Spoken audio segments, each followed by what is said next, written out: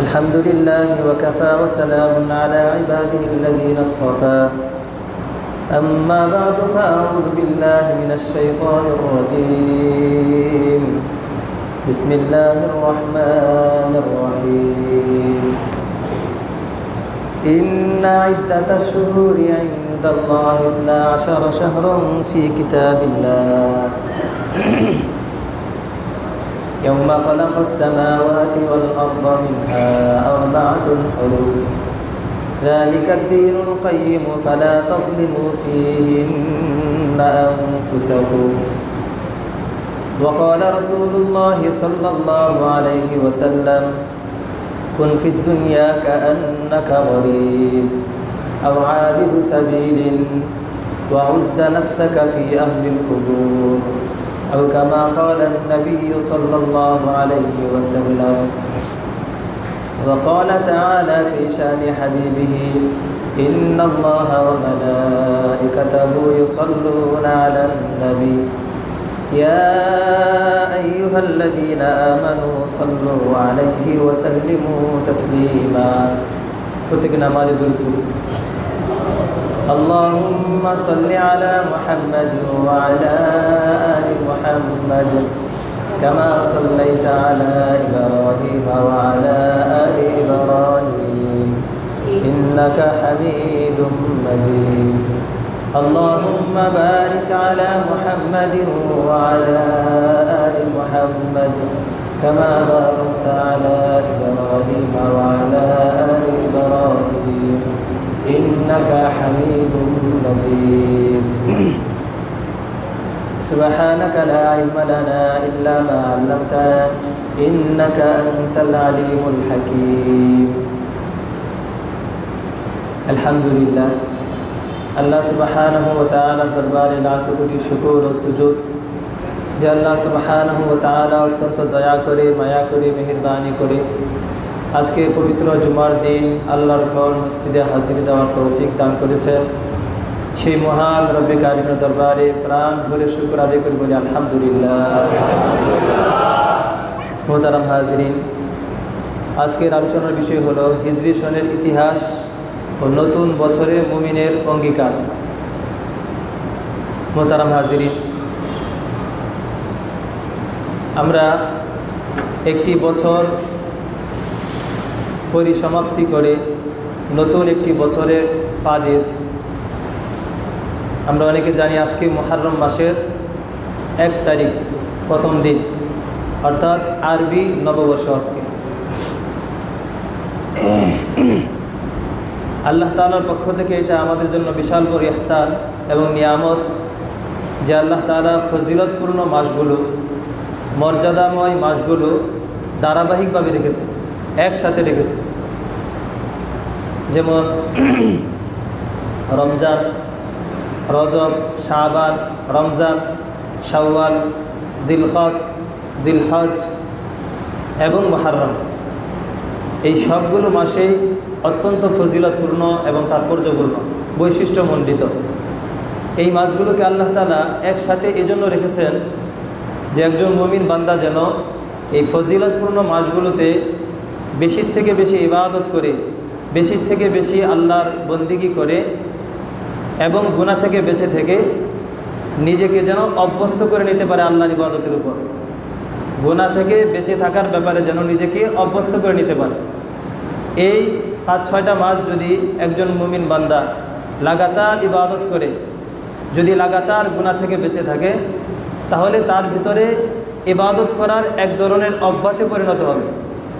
গুনাহ থেকে বেঁচে থাকা তার জন্য অভ্যাসে পরিণত হবে, যার ফলে বাকি মাসগুলো তার জন্য গুনাহ থেকে বেঁচে থাকা অত্যন্ত সহজ হয়ে যায়। তো এটা আমাদের জন্য আল্লাহ পাক রব্বুল আলামিনের পক্ষ থেকে বিশাল বড় ইহসান যে ফজিলতপূর্ণ মাসগুলোকে আল্লাহ তাআলা ধারাবাহিকভাবে রেখেছেন, একসাথে রেখেছেন। মুহররম মাস তেমনই একটি ফজিলতপূর্ণ মাস, অত্যন্ত বরকতময় একটি মাস, আরবি নববর্ষের প্রথম মাস, আরবি বর্ষের প্রথম মাস, হিজরি সনের প্রথম মাস মুহররম মাস। তো এই যে একটা দিনের পরিসমাপ্তি, একটা দিন শেষ হওয়ার পরে নতুন আরেকটা দিন আসে, একটা রাত শেষ হওয়ার পরে নতুন আরেকটা রাত আসে, একটা মাস পরিসমাপ্তির পরে নতুন আরেকটা মাস আসে, একটা বছর পরিসমাপ্তির পরে নতুন আরেকটা বছর আসে। এই যে পরিসমাপ্তি দুনিয়াতে, একটা সেকেন্ডের পরিসমাপ্তির পরে আরেকটা সেকেন্ড, একটা ঘন্টার পরিসমাপ্তির পরে আরেকটা ঘন্টা, যেই সেকেন্ড একবার চলে যায় এটা কি কখনো ফিরে আসে? যেই দিন একবার চলে যায় সেই দিন কি আবার কখনো ফিরে আসে?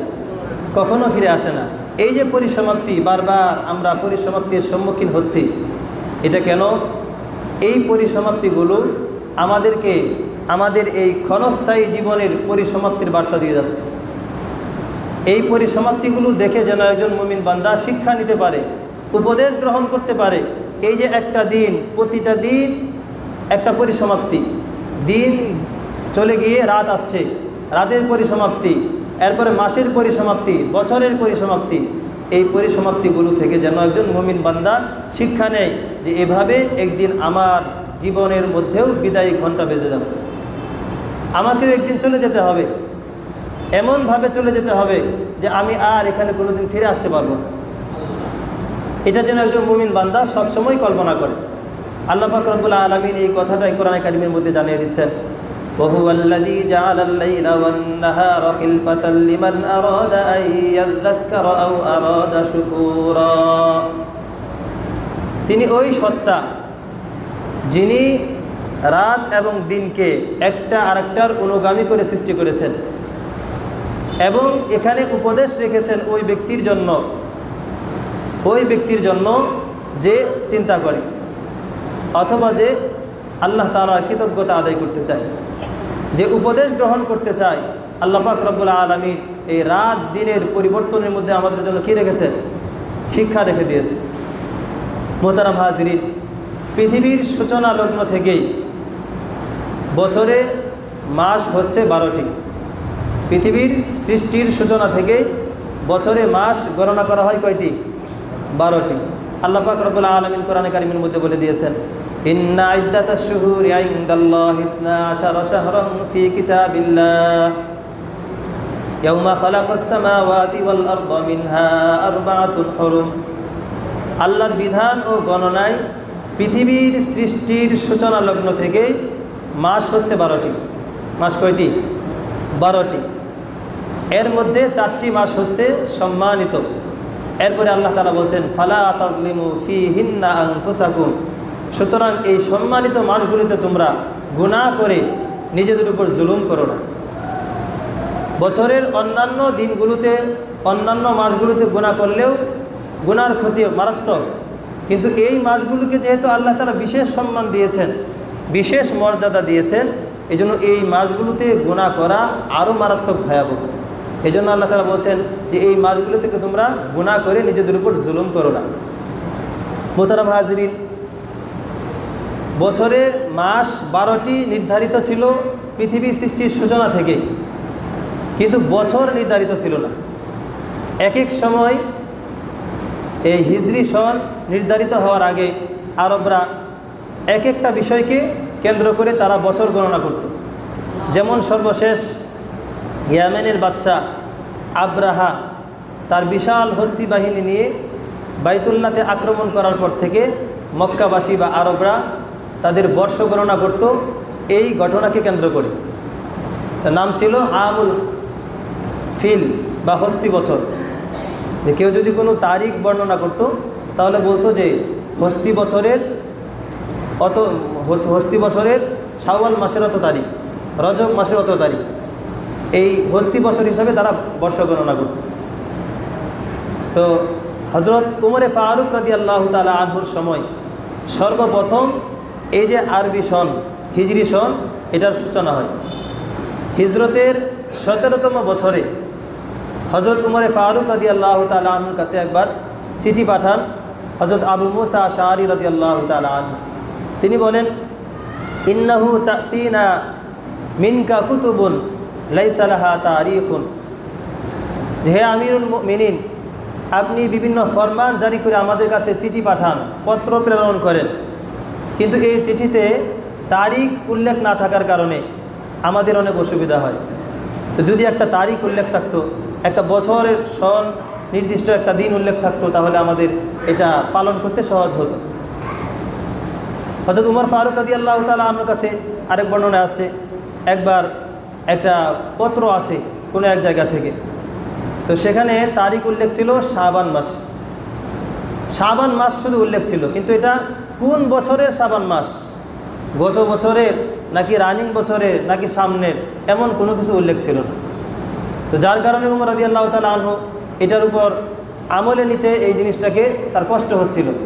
তখন উমর রাদিয়াল্লাহু তাআলা আনহু অন্যান্য দায়িত্বশীল যারা ছিলেন তাদেরকে আদেশ করলেন যে তোমরা কিছু একটা নির্ধারণ করো যাতে আমাদের জন্য কাজ করতে সহজ হয়। তখন হযরত উমর ফারুক রাদিয়াল্লাহু তাআলা আনহু আরও সিনিয়র অন্যান্য সাহাবীদেরকে নিয়ে পরামর্শ সভা রাখলেন যে কোন বিষয়টাকে কেন্দ্র করে আমরা বর্ষ গণনা শুরু করতে পারি, কোন ঘটনাকে কেন্দ্র করে আমরা বর্ষ গণনা শুরু করতে পারি। তো অনেকেই অনেক সিদ্ধান্ত দিলেন, অনেক পরামর্শ দিলেন। হযরত সাদ ইবনে আবি ওয়াক্কাস রাদিয়াল্লাহু তাআলা আনহু তিনি পরামর্শ দিলেন আল্লাহ রাসূল সাল্লাল্লাহু আলাইহি ওয়াসাল্লামের মৃত্যুর ঘটনা থেকে, মৃত্যুর দিন থেকে আমরা বর্ষ গণনা শুরু করতে পারি, নতুন বর্ষ গণনা।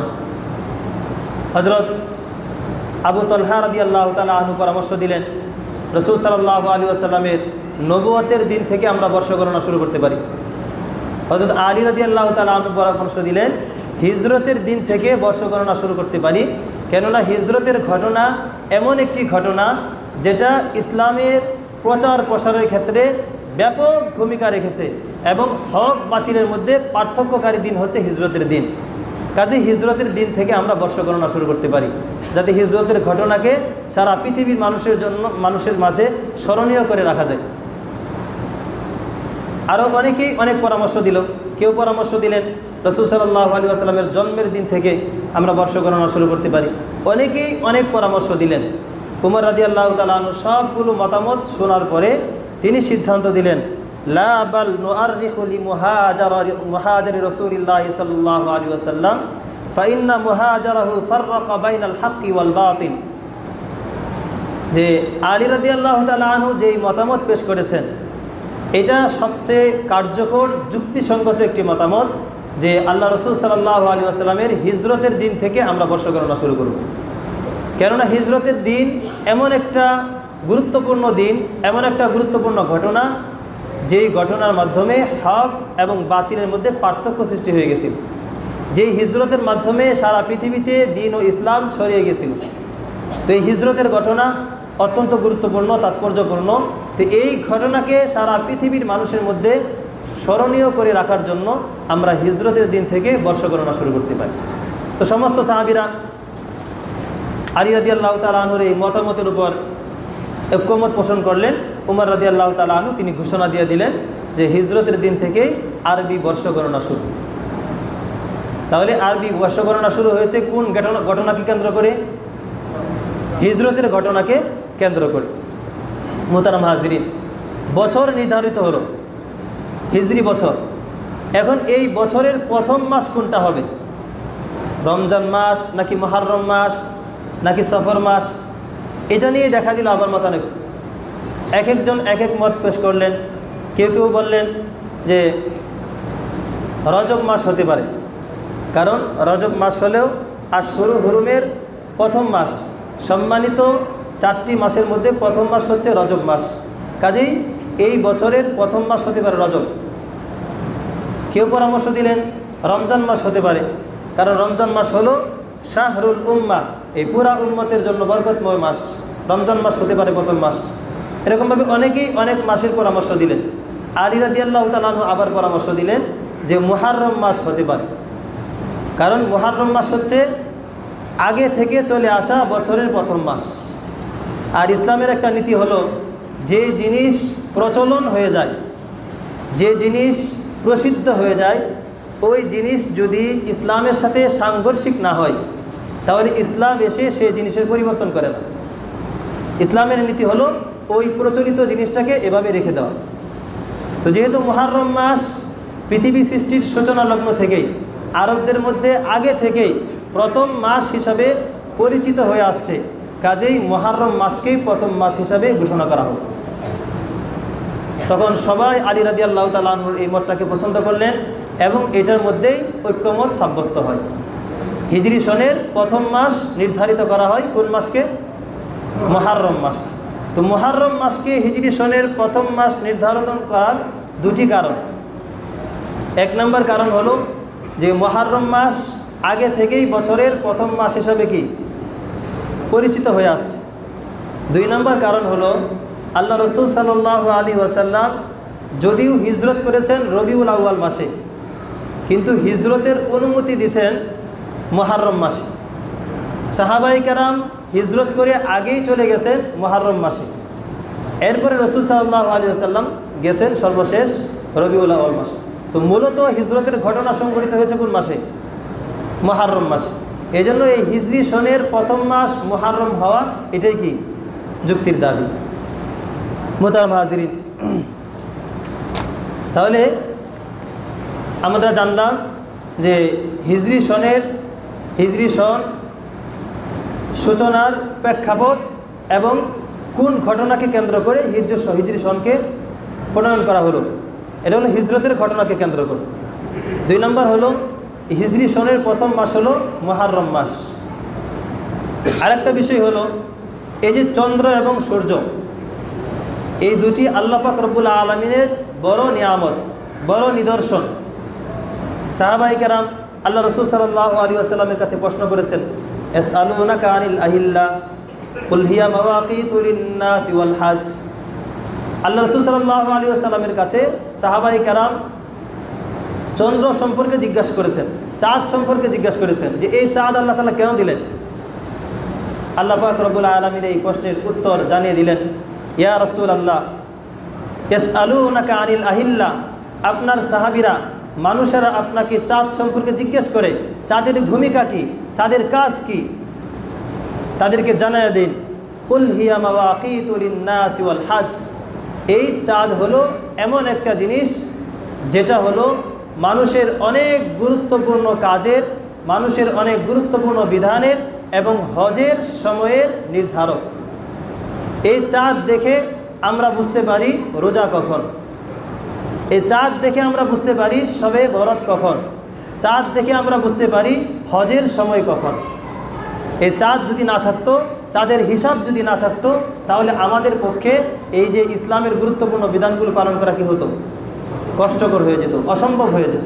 এই জন্য আল্লাহ পাক রব্বুল আলামিন চাঁদ দিলেন যেন আমরা সময়ের হিসাব রাখতে পারি। দুই নম্বর, আল্লাহ পাক রব্বুল আলামিন চন্দ্র দিলেন হিসাব রাখার জন্য। চাঁদও হিসাব রাখার জন্য, চন্দ্রও কিসের জন্য? হিসাব রাখার জন্য। যার কারণে পৃথিবীতে দুটি হিসাবেই প্রচলিত আছে, একটা হলো চন্দ্রবর্ষ আর একটা হলো কি সূর্যবর্ষ। চন্দ্রবর্ষ এটার ভিত্তি হলো আরবি মাস হিজরি সন, আর সৌর বছর এটার উপর ভিত্তি হলো ইংরেজি বর্ষ। তো আমাদের জন্য কোনটার হিসাব রাখা সহজ? চন্দ্রবর্ষের হিসাব রাখা সবার জন্য সহজ। কিভাবে সহজ?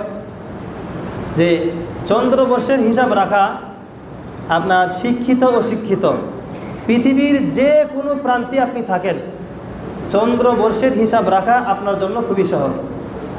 চন্দ্র দেখে তারিখ নির্ধারণ করা সবার জন্য সহজ, শিক্ষিত হওয়ার দরকার নাই। চন্দ্রের বারাকমা দেখেই মানুষ কি হিসাব করতে পারে। আমাদের আগের যুগের মুরব্বীরা, তখন এত শিক্ষা দীক্ষা প্রচলন ছিল না, চাঁদ দেখে তারা কি করত? তারিখ নির্ধারণ করত। আজকে অত তারিখ, কালকে কত তারিখ, তারা নির্ধারণ করতে পারত। তো চাঁদ দেখে তারিখ নির্ধারণ করা, হিসাব করা, এটা সবার জন্য কি সহজ, এটার জন্য শিক্ষিত হওয়া দরকার নাই। কিন্তু চন্দ্রবর্ষের হিসাব রাখা, তারিখ গণনা করা, এটা জ্যোতির্বিদ্যায় পারদর্শী ছাড়া, জ্যোতির্বিজ্ঞানী ছাড়া এটা কিনা সম্ভব না। এক সহজ হিজরি সনের হিসাব রাখা, চন্দ্রবর্ষের হিসাব রাখা সহজ। এই জন্য আরবি সন বা ইসলামের যে বর্ষ গণনা চন্দ্রবর্ষের উপরে কি রাখা হয়েছে, যেন সবাই এর হিসাব রাখতে পারে। দুই নম্বর কারণ হলো যে ইসলামের গুরুত্বপূর্ণ এবং মৌলিক বিধানগুলোকে এই চন্দ্রবর্ষের উপর ভিত্তি করে রাখা হয়েছে, যার কারণে আরবি সনের হিসাব রাখা, হিজরি সনের হিসাব রাখা মুসলমানদের জন্য ফরজে কিফায়া। জানাজার নামাজ যেমন ফরজে কিফায়া, ঠিক তেমনিভাবে আরবি সনের হিসাব রাখা এটাও কি ফরজে কিফায়া। কারণ এই বর্ষের উপরে আমাদের ধর্মীয় অনেক গুরুত্বপূর্ণ কি বিষয় রয়ে গেছে। তো এই ফরজে কিফায়া এটা শুধু সরকারিভাবে যে হিলাল কমিটির উপর ছেড়ে দিলে কি হবে না, ফরজে কিফায়া আদায় হবে না।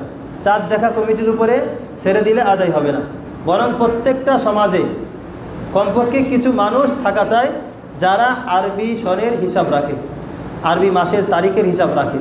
তাহলে সবার পক্ষ থেকে কি ফরজ আদায় হয়ে যাবে। আর যদি কেউ এর হিসাব না রাখে তাহলে ফরজ তরক করার কারণে সবাই কী হবে, গুনাহগার হবে। কিন্তু আফসোসের বিষয় হলো যেই হিজরি সনের উপরে আমাদের ধর্মীয় অনেক বিধিবিধান নির্ভর করে, যেই হিজরি সনের হিসাব রাখা আমাদের উপর ফরজে কিফায়া ফরজ, সেই হিজরি সনের হিসাব রাখবো তো দূরের কথা, এমন অনেক মানুষ আছে যারা হিজরি সনের 12টা মাসের নামে বলতে পারলো না। আছে না নাকি? এখানে কয়জন মানুষ আছেন যে আরবি সনের 12টা মাসের নাম একটানে বলতে পারবেন? মুহররম, সফর, রবিউল আউয়াল, রবিউল সানি, জুমাদুল উলা, জুমাদুল উখরা, রজব, শাবান, রমজান, শাওয়াল, জিলকদ, জিলহজ বলতে পারবেন? পারবেন। কিন্তু যদি বলি ইংরেজি বর্ষের 12টা মাসের নাম বলেন, সবাই ইল্লা মাশাআল্লাহ বলতে পারবেন, ছোটো ছোটো বাচ্চারা বলতে পারে। অথচ উচিত ছিল একজন মুসলমান একটা মুসলিম কান্ট্রিতে যেখানে বেশিরভাগ মানুষ মুসলিম, সেখানে রাষ্ট্রীয় কার্যক্রম এবং শিক্ষা কার্যক্রম, অফিস আদালত সব কিছু হবে আরবি বর্ষ অনুযায়ী। কিন্তু এখানে যেখানে 90% মুসলমান, সেই মুসলমানের দেশে আপনার হিসাব এবং বর্ষ গণনা করা হয় ইংরেজি বর্ষ অনুযায়ী, যেটার সাথে আমাদের ধর্মীয়, রাষ্ট্রীয়, ভৌগোলিক ন্যূনতম কোনো কি নাই সম্পর্ক নাই। যেটার সাথে আমাদের সম্পর্ক রাখার কথা সেটার সাথে আমাদের কি নাই সম্পর্ক নাই। এই যে আরবি 12টা মাস আছে, এই আরবি 12টা মাস, এই 12টা মাসের যে নাম আছে, এই নামগুলো রাখা হয়েছে কত সুন্দর অর্থবোধক নাম। প্রত্যেকটা নামের পিছনে আপনার কোনো না কোনো একটা সুন্দর অর্থ আছে। যেমন এই হিজরি সনের প্রথম মাস মুহররম মাস, এই মুহররম মাসকে মুহররম কেন নামকরণ করা হলো? মুহররম মাসকে আরবরা আগে থেকে সম্মান করত, যেহেতু এই মাসকে তারা আগে থেকে সম্মান করত, এই জন্য এই মাসের নাম রাখছে কি মুহররম। মুহররম শব্দ অর্থ হলো সম্মানিত, মর্যাদাবান। হিজরি সনের দ্বিতীয় মাস সফর মাস, যার অর্থ হলো খালি বা শূন্য। যেহেতু আরবরা সফর মাসে দলে দলে তারা জিহাদ করার জন্য বেরিয়ে যেত, যুদ্ধ করার জন্য বেরিয়ে যেত, ঘর বাড়ি একবারে খালি করে চলে যেত, এই জন্য এই মাসকে তারা নাম দিছে কি সফর মাস, খালি হওয়ার মাস। যেহেতু এই মাসে ঘর বাড়ি খালি হয়ে যায় এই জন্য কি সফর। 3 নম্বর মাস হচ্ছে রবিউল আউয়াল। রবিউল অর্থ হলো বসন্ত। যেহেতু এই মাস শুরু হয়েছে বসন্তের প্রথমে, বসন্ত ঋতুর প্রথমে শুরুতে, এই জন্য এই মাসের নামকরণ করা হয়েছে রবিউল আউয়াল, প্রথম বসন্ত। 3 নম্বর মাস, 4 নম্বর মাস হচ্ছে রবিউল সানি। রবিউল অর্থ বসন্ত, দ্বিতীয় বসন্ত।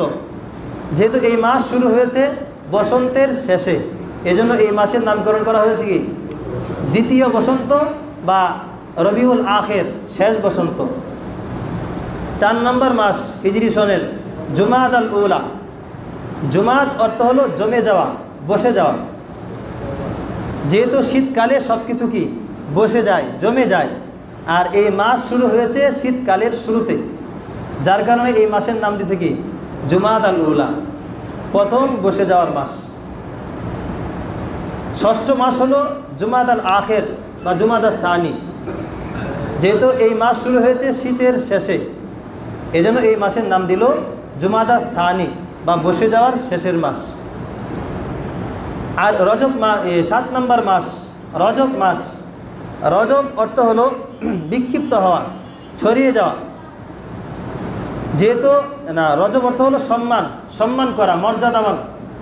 যেহেতু আরবরা আপনার ইসলাম আসার পূর্বে এই মাসকে তারা কি করত, সম্মান করত। বিশেষ মর্যাদা দিত, যার ফলে তারা যুদ্ধ বিগ্রহ এই মাসে করত না। এই জন্য তারা এই মাসের নাম দিল রজব, সম্মানিত মাস। অষ্টম মাস শাবান মাস। শাবান শব্দের অর্থ হলো ছড়িয়ে পড়া, বিক্ষিপ্ত হওয়া। যেহেতু এই মাসে তারা যুদ্ধের জন্য নানা প্রান্তে ছড়িয়ে পড়ত, বিভিন্ন দিক বিদিক ছোটাছুটি করত, এই জন্য এই মাসের নাম হলো শাবান মাস। আর একটা হাদিসের মধ্যে আসছে যে শাবানকে শাবান নামকরণ করা হয়েছে এই জন্য যে শাবানে যেহেতু রমজান উপলক্ষে নানা ধরনের এই ইবাদত বন্দিগি আপনার প্রকাশ পায়, এই জন্য এই মাসের নামকরণ করা হয়েছে শাবান। 9 নম্বর মাস হচ্ছে রমাদান। রমাদান লিয়ান্নাহু ইয়ারমুদুজ জুনুব, যে রমজানের অর্থ হলো খালি করা, পুড়িয়ে দেওয়া, জ্বালিয়ে দেওয়া। যেহেতু রমজান মানুষের গুনাহসমূহকে জ্বালিয়ে দেয়, মিটিয়ে দেয়, এই জন্য রমজানের নামকরণ করা হয়েছে রমজান, যা খালি করে দেয়। 10 নম্বর মাসের নাম হলো শাওয়াল। শাওয়াল অর্থ হলো উঠানো। যেহেতু এই মাসে তারা ফসল উঠাইতো, এই জন্য এই মাসের নামকরণ করা হয়েছে কি শাওয়াল, ফসল উঠানোর মাস। 11তম মাসের নাম হলো জিলকদ। জিলকদ শব্দের অর্থ হলো বসে যাওয়া, বসে থাকা। এই মাসে আরবরা যুদ্ধ বিগ্রহ থেকে বসে থাকতো। যতই অন্যায় অপরাধ করতো কেউ কারো সাথে, তারা যুদ্ধে লিপ্ত হতো না। এই মাস গেলে পরে যুদ্ধ করত।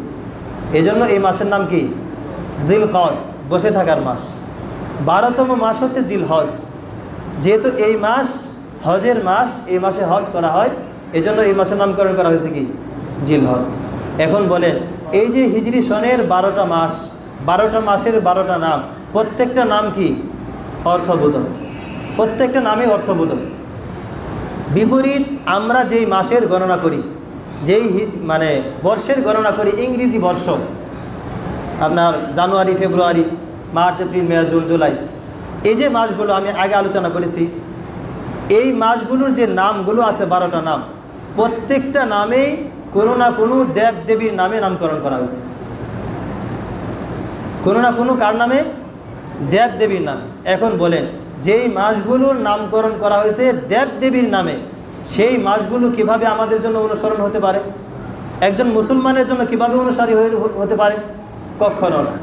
এজন্য মুসলিম হিসাবে আমাদের জন্য এটা চরম লজ্জার, যেটা আমাদের গ্রহণ করার কথা ছিল সেটা আমরা গ্রহণ করি নাই, যেটা আমাদের গ্রহণ করার কথা ছিল না সেটা আমরা গ্রহণ করে নিছি। আমাদের পরিবার, মসজিদ, মাদ্রাসা, কল কারখানা, রাষ্ট্র, শিক্ষাক্রম, সব জায়গাতে আমরা কি করি? ওগুলোকে অনুসরণ করি। আল্লাহ পাক রব্বুল আলামিন আমাদেরকে বোঝার তৌফিক দান করুন। মোহতারাম হাজিরিন, এখন আসেন, একটা বছরের পরিসমাপ্তি এবং নতুন আরেকটা বছরের সূচনা লগ্নে একজন মুমিনের জন্য কি কি অঙ্গীকার হতে পারে, তার জন্য কি কি আমল সে তার সামনে নিয়ে আসতে পারে, কি কি আমল সে করতে পারে।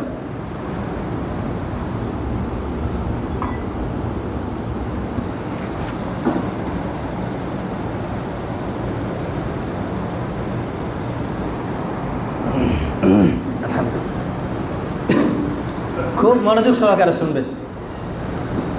আমরা যেই বর্ষের অনুসরণ করি সেই বর্ষ শেষ হওয়ার পরে আমরা সবাই জানতে পারি, রাত 12টার পরেই ফাটাফাটি শুরু হয়ে যায়। হ্যাঁ, যেই ফাটাফাটির কারণে কত মানুষ, কত মা যে তার মায়ের বুক খালি করে হিসাব নাই। যেই মাসের সূচনাই হয়েছে নাপাকির উপর, মূর্তি পূজার উপর, সেই মাসের শেষটা যে খারাপ হবে এটা তো বোঝাই যায়। তো কিন্তু আফসোসের বিষয় হলো, যেটা শুধুই কল্যাণ এবং কল্যাণ, সেই মাস কখন আসে, সেই বছর কখন শুরু হয়, কখন শেষ হয়, আমরা কেউ তার কি হিসাব রাখি না। মোহতারাম হাজিরিন, এখন আসেন, একটা বছরের পরিসমাপ্তি, নতুন আরেকটা বছরের সূচনা লগ্নে একজন মুমিনের জন্য কি কি অঙ্গীকার হতে পারে? কয়েকটা অঙ্গীকার সে করতে পারে। 1 নাম্বার, মুহাসাবা করা, নিজের জীবনের হিসাব নেওয়া। সে একটা বছর শেষ হওয়ার পরে নতুন আরেকটা বছরে যখন পদার্পণ করবে, তখন সে তার জীবনের খাতা মেলে ধরবে।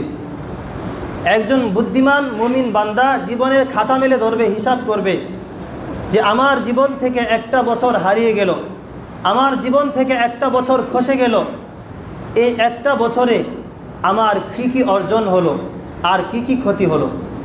এই একটা বছরে আল্লাহ তাআলা দুনিয়াতে আমাকে পাঠিয়েছেন জান্নাতের কাজ করার জন্য, নিজেকে জান্নাতি রূপে গড়ে তোলার জন্য। আমি সেই পথে কতটুকু আগাইতে পারলাম? আর শয়তানের মিশন নিয়ে আসছে, সে আমাকে জাহান্নামী রূপে গড়ে তুলবে।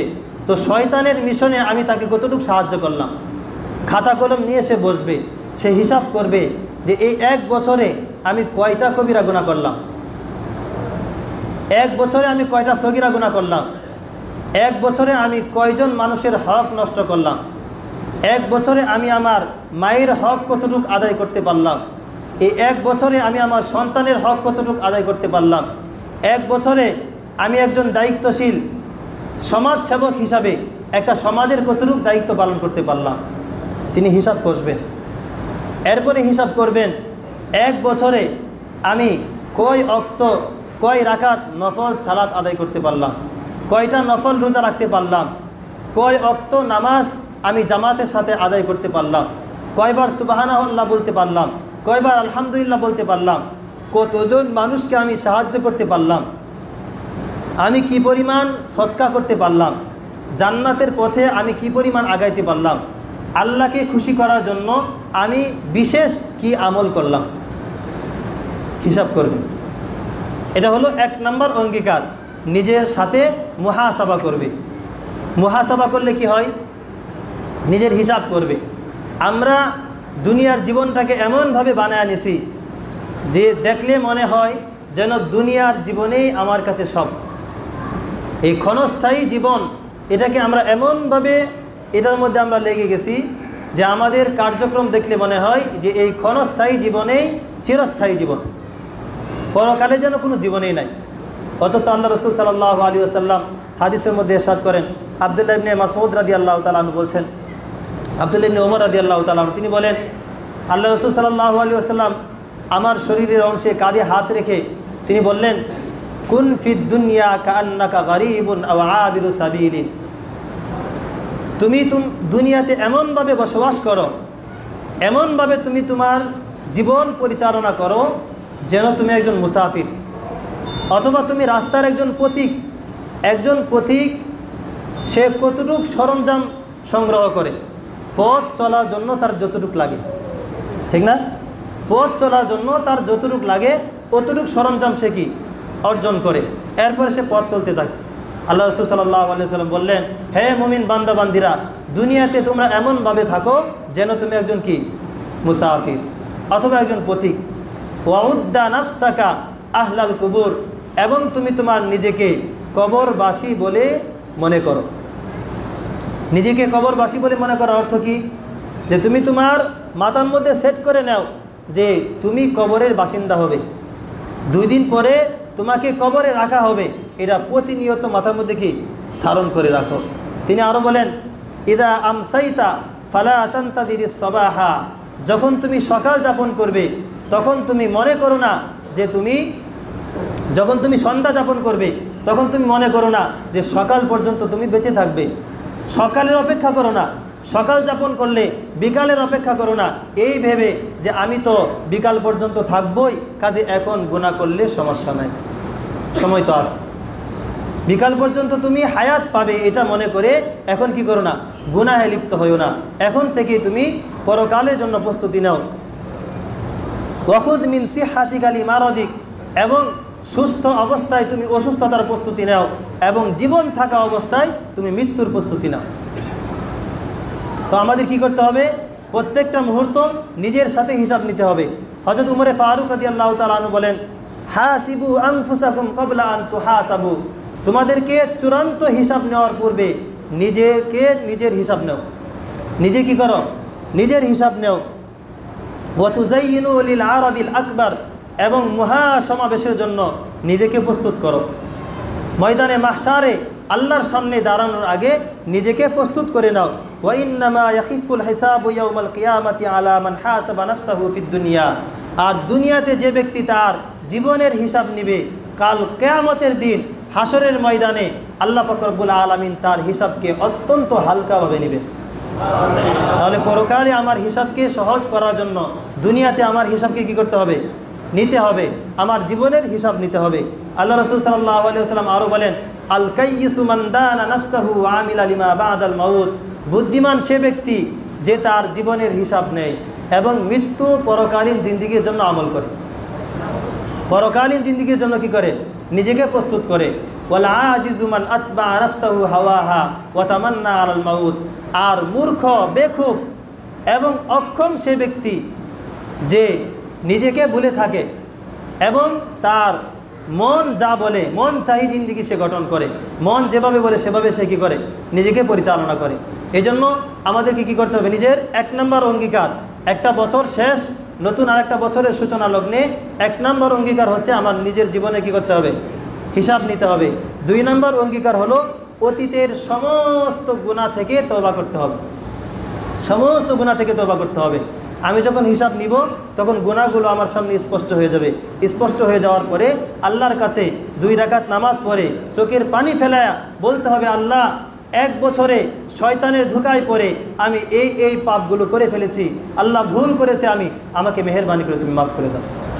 তওবা করতে হবে, আস্তাগফিরুল্লাহ বলতে হবে। আল্লাহ রাসূল সাল্লাল্লাহু আলাইহি ওয়াসাল্লাম তিনি বলেন, ওয়াল্লাহি ইন্নী লা আস্তাগফিরুল্লাহ ওয়া আতুবু ইলাইহি ফিল ইয়াউমি আকতারা মিন 70 মাররা, আল্লাহর কসম আমি দৈনিক 70 বারেরও অধিক আল্লাহ তাআলার কাছে ক্ষমা চাই এবং তওবা করি। এখন বলেন, যে রসুলের পূর্বের এবং পিছনের সমস্ত গুনাহ আল্লাহ তাআলা মাফ করে দেওয়ার অঙ্গীকার করছেন, যাকে দুনিয়াতে জান্নাতের সার্টিফিকেট দিয়ে দিয়েছেন, যিনি সারা পৃথিবীর অর্ধজাহানের বাদশাহ আল্লাহ তাআলা বানায়া দিলেন, তিনি যদি দৈনিক 70 বারেরও অধিক তাওবা ইস্তিগফার করে, তাহলে আমাদের যাদের জীবনে মাথা থেকে পা পর্যন্ত প্রত্যেকটা রন্ধ্রে রন্ধ্রে কবিরা গুনাহ ছেয়ে আছে, আমাদের কি পরিমাণ তাওবা ইস্তিগফার করা দরকার? তাওবা ইস্তিগফার করলে লাভও আছে। রাসূল সাল্লাল্লাহু আলাইহি ওয়াসাল্লাম বলেন, যে ব্যক্তি বেশির থেকে বেশি তাওবা ইস্তিগফার করবে, বেশির থেকে বেশি ইস্তিগফার করবে, সবসময় পড়তে থাকবে, আল্লাহ তাআলা তাকে কয়েকটা পুরস্কার দিবেন। 1 নম্বর, মান লাজিমাল ইস্তিগফার জাআলাল্লাহু লাহু মিন কুল্লি দিকিন মাখরাজা, যে ব্যক্তি সবসময় ইস্তিগফার করবে আল্লাহ পাক রব্বুল আলামিন সমস্ত বিপদ থেকে তার জন্য উত্তরণের ব্যবস্থা করে দেবেন। 2 নম্বর লাভ হলো ওয়া মিন কুল্লি হাম্মিন ফারাজা, এবং সমস্ত দুশ্চিন্তা থেকে আল্লাহ তাআলা তাকে মুক্তি দিবেন।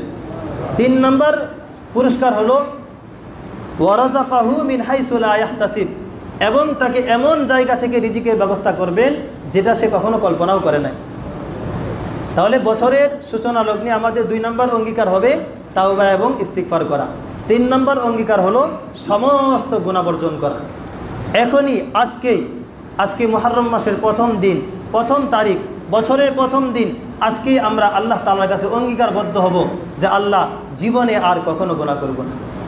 আজকেই সমস্ত গুনাহ ছেড়ে দিলাম, কাউকে কষ্ট দিব না, কারোর হক মেরে খাবো না, সুদ খাবো না, ঘুষ খাবো না, অন্যকে কষ্ট দিব না, কবিরা গুনাহ করব না, সগীরা গুনাহ করব না, সমস্ত গুনাহ থেকে নিজেকে পরহেজ করে ফেললাম, সমস্ত গুনাহ ছেড়ে দিলাম। আজকে থেকেই কি করতে হবে?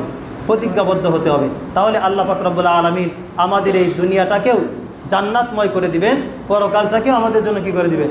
জান্নাতময় করে দিবেন। আল্লাহ পাক রব্বুল আলামিন আমাদেরকে গুনাহমুক্ত জীবন গঠন করার তৌফিক দান করুন। সবাই বলেন আমিন। ওয়া আখির দাওয়ানা আলহামদুলিল্লাহি রাব্বিল আলামিন। আর একটা ছোট্ট আমল বলে দেই 1 মিনিটে।